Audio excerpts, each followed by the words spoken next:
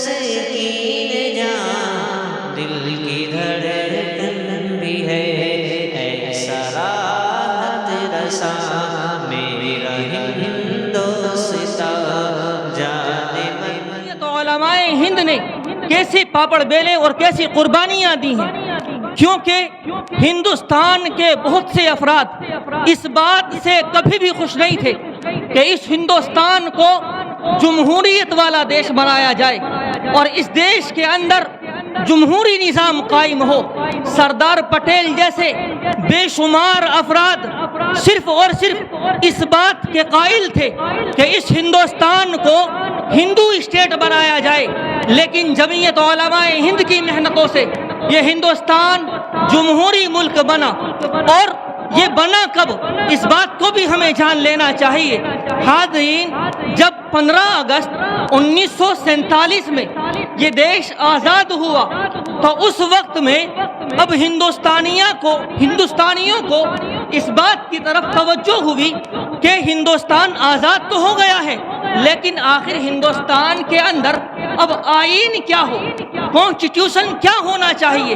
تو اس کے لیے بڑی بڑی میٹنگیں بیٹھی اور اس کے اندر تقریباً 290 افراد کی ایک جماعت کو تیار کیا گیا اور انہوں نے تقریباً 3 سال کے عرصے میں ایک آئین تیار کیا اور اس کو 26 نومبر 1949 کے اندر اسمبلی کے اندر پیش کیا اور اس کو پاس کیا گیا۔ پھر 3 مہینے بعد یعنی 26 جنوری اور 1950 کو پورے ہندوستان کے اندر اس آئین کو نافذ کیا گیا۔ جب یہ آئین نافذ ہوا، اس کے نتیجے میں تمام کے تمام ہندوستانی یوم جمہوریہ کے طور پر 26 جنوری کو مناتے ہیں۔ تو یہ اس کی مختصر سی تاریخ میں نے بیان کی، آگے سنیے۔ لیکن یہ جو یوم جمہوریہ ہے، یہ آخر نتیجہ کس چیز کا ہے، اور یہ یوم جمہوریہ جو ہمیں ملا ہے آخر کیوں ملا؟ ہمیں حاضرین اس کے تعلق سے بھی غور و فکر کرنی چاہیے۔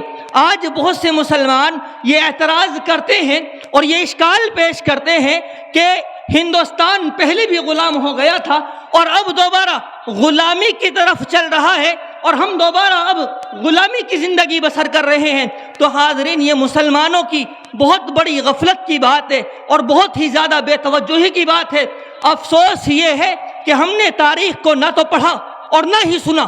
اگر ہم وہیں پر دم توڑ دیتے، ایسی قربانیاں دی۔ آج کے حالات کیا ہیں؟ یہ حالات تو ہمیشہ سے مسلمانوں کے اوپر آتے رہے ہیں، لہذا ان سے مسلمانوں کو نا امید نہیں ہونا چاہیے، مایوس نہیں ہونا چاہیے۔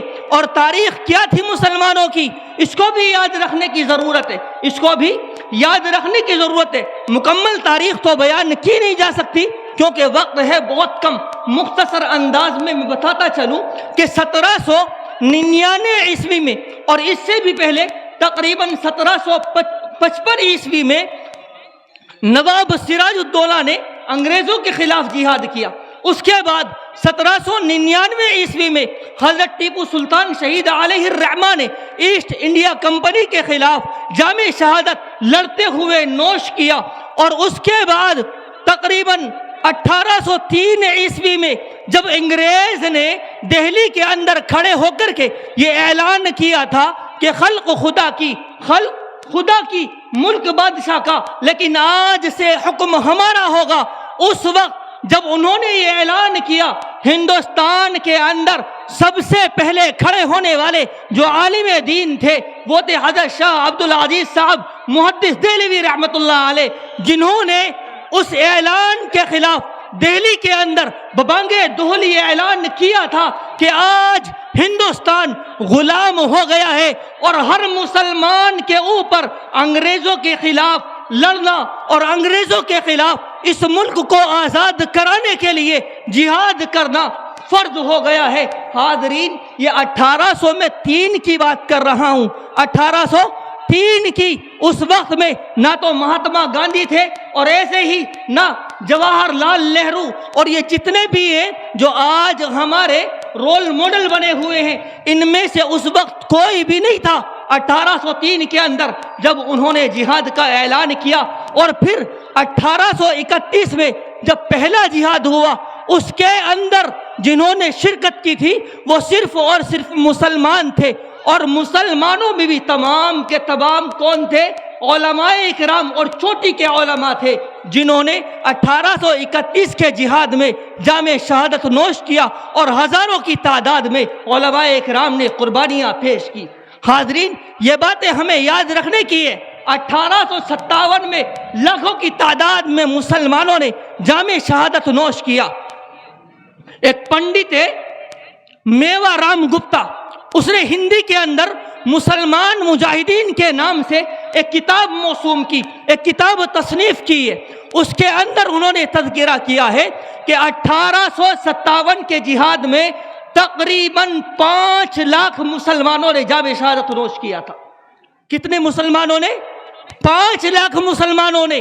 یہ میں مسلمانوں کے بارے میں نہیں بتا رہا کہ مسلمانوں نے اپنی زبان سے کہا۔ ایک ہندو پنڈت میوا رام گپتا وہ اپنی کتاب کے اندر لکھتا ہے کہ تقریباً 1857 عیسوی کے جہاد میں 5 لاکھ مسلمانوں نے جامع شہادت نوش کیا تھا۔ حاضرین، یہ مسلمانوں کی تاریخ ہے، اس کو پڑھنے کی ضرورت ہے تاکہ ہمیں محسوس ہو، ہمیں معلوم ہو کہ آخر مسلمانوں کی قربانیاں کیا رہی۔ یہ دیش یوں ہی آزاد نہیں ہو گیا، یہ جمہوریت ہمیں یوں ہی نہیں مل گئی ہے، لہذا اس کے لیے ہمیں متوجہ ہونے کی ضرورت ہے، اپنی تاریخ کو پڑھنے کی ضرورت ہے، اور ایسے ہی اس کے مطابق عمل کرنے کی ضرورت ہے۔ کیوں؟ اس لیے کہ جو قوم اپنے اکابرین کی تاریخ کو بھول جاتی ہے وہ مستقبل کے لیے کبھی بھی صحیح راہ ہموار نہیں کر سکتی، صحیح راہ کبھی بھی وہ نہیں سن سکتی۔ اسی لیے ضرورت ہے کہ تمام کے تمام مسلمان اپنے اکابرین کی تاریخ کو پڑھیں، جنگ آزادی کی تاریخ کو پڑھیں، تاکہ ہمیں ہمت ملے، حوصلہ ملے، اور ایسے ایسے ایام کو ہم خوب خوشی کے ساتھ اور حسن اسلوبی کے ساتھ ان کو منا سکیں۔ اللہ تبارک و تعالی ہم سبھی کو جنگ آزادی کی تاریخ کو خوب پڑھنے کی، مطالعہ کرنے کی، اس کو سننے کی اور اس کے مطابق چلنے کی توفیق عطا فرمائے۔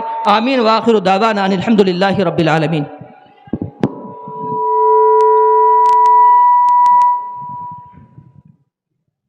ماشاءاللہ، یہ تھے ہمارے اسی گاؤں سے تعلق رکھنے والے جناب مولانا و مفتی محمد عاصم صاحب۔ میری فطرت نہیں ہے پابندیوں کے ساتھ جینے کی، زمانہ پاؤں میں کب تک میرے زنجیر ڈالے گا۔ ارے مسلمانوں، سروں پر ٹوپیاں رکھ کر چلو اپنے، یہی پہچان دشمن کا کلیجہ چیر ڈالے گا۔ تو آئیے اب ہم اپنے پروگرام کو آگے بڑھاتے ہیں اور خوبصورت ترانہ پیش کرنے کے لیے دعوت دینے جا رہے ہیں عاتقہ، حفیفہ، عربی۔ یہ بچیاں ہیں وہ ترانے گیت پیش کروائیں، اور اسی کے ساتھ ہمارے مدرسے کے صدر اعلیٰ جناب حاج تاج محمد صاحب، انہوں نے بچوں کے پروگرام سے خوش ہو کر ہر بچے کے لیے 1000 میں سے 1000 کے انعام سے نوازا ہے۔ اللہ تعالیٰ ان کی عمر میں برکت عطا فرمائے، جزاک اللہ خیرا۔ اور اس کے بعد تیار رہیں عمیمہ محمد افضال، وہ بھی آگے بیٹھ جائیں۔